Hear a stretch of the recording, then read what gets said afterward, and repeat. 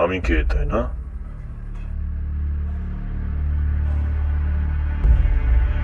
তোর যদি দম থাকে তো তুই আমার সামনে আয়। তুই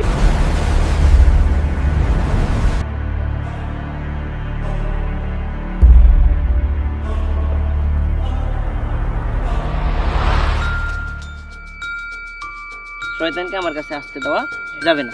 আমি ফজরের নামাজ পড়বো।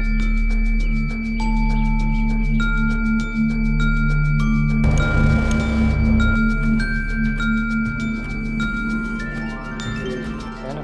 এরকম কোনো তো জায়গাই নেই আমার জানা মতে। ছিল ভাইয়াকে একজন ফোন করলো।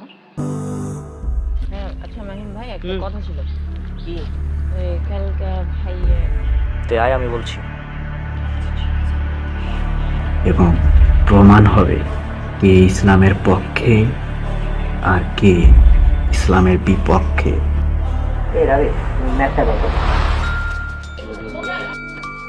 ভাইয়া কি জানি কোথায় জানি রিসার্চ করতে গেছে, বলছে আসতে দেরি হলো।